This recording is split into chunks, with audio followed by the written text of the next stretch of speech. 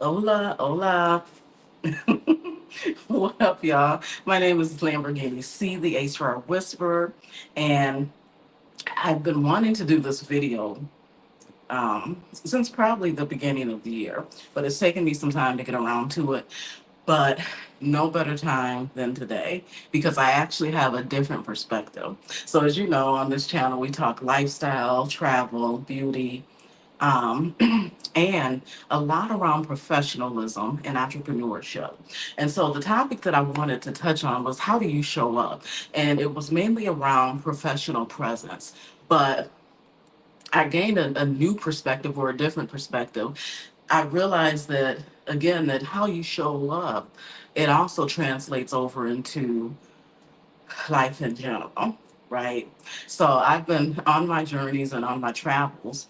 And again, I actually ventured off into a new journey where I decided I just picked up on a spur of a moment, on a whim, and decided to go to a different country where I don't speak the language.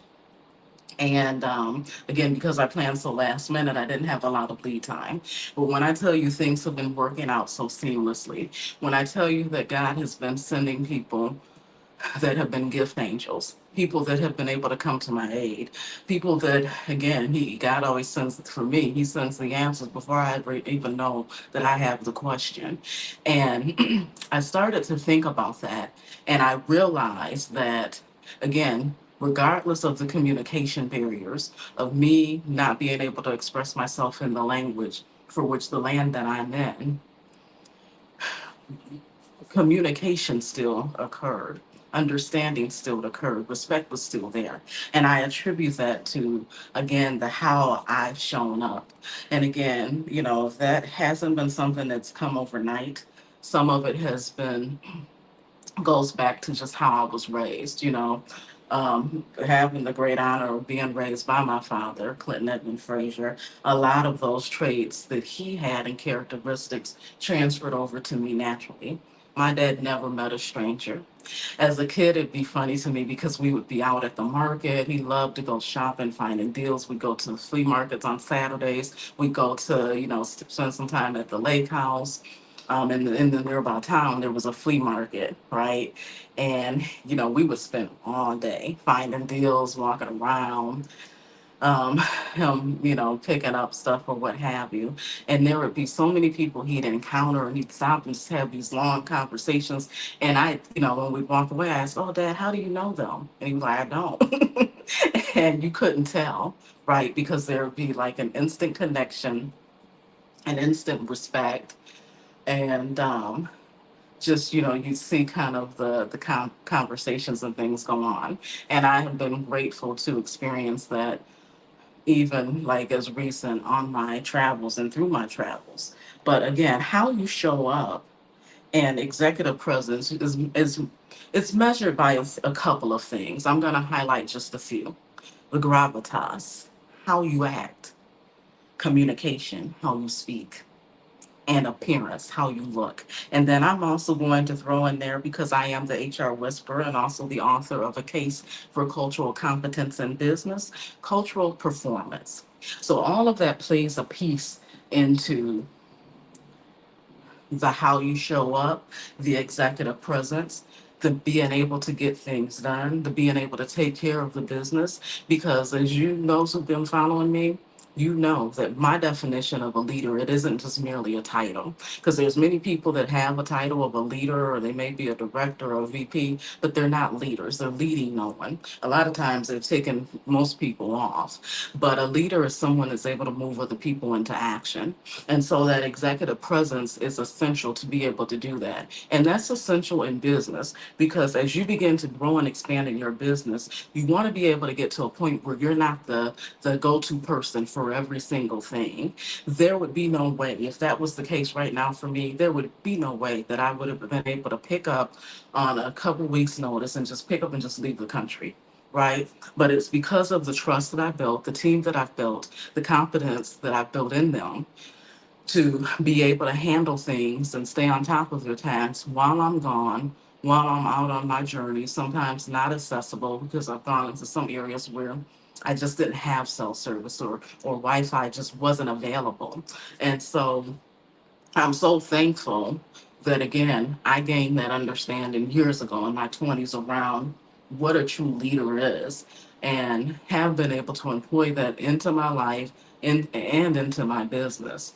But again, I urge you, as we're early into 2024 and as we're beginning on our 2024 journey to build our businesses, as well as just live life and navigate through what is to come of 2024, because it is going to be an interesting year.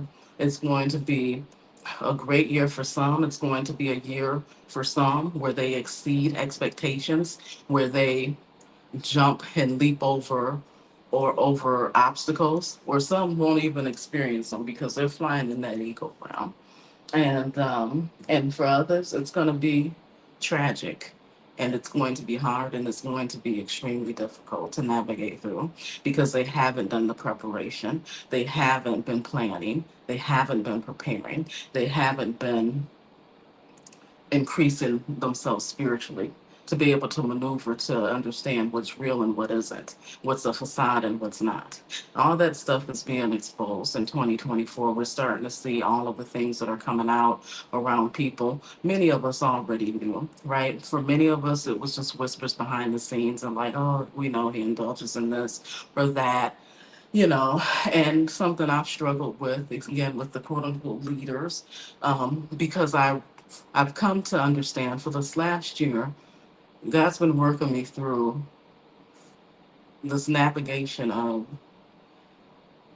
separating the people from the message or the work that they do, while not excusing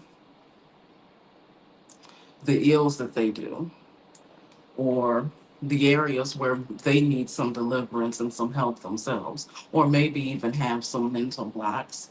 Cognitive dissonance, I think, is a huge one, right? Because it looks crazy. Because you even have in this hour people calling out folks for things that they do themselves. But it's like it's a cognitive dissonance there where they can't even make the connection, and they don't even see how crazy they look when just maybe a year prior you were being called out for some of the same nonsense and lying about it, right?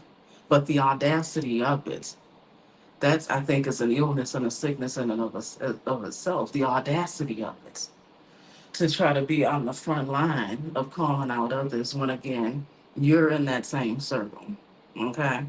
But again, let's talk about this professional presence, right? And just how you show up in general. Um, I've also witnessed, like, since this year, there's different individuals that, like, I followed kind of in that social media space, or, and have transacted, done business with. One person comes to mind in general, like a friend of mine tried to support their business, and it just, again, it was a horrible experience. And this person over the years has had those similar situations, right? Show up, with her business, but it's almost like she doesn't take on this and her role in it. Um, and hopefully that will be something that this year she will gain some understanding and be able to work on. But I also have just seen her come online, and it looks like she's just drawing. There's so much negativity and so much confusion and strife that she's drawn into her life. And again, some of that is how you show up, because, they talk about what you put out, you attract to you. That is so true. That is so true, and that is so keen, right? And again, like some of the situations and just navigating my travels, like spur of the moment. Like I was in one country, and I was in the country, but in another city, another area at the airport there, and there was a mix up. Part of it was my fault too.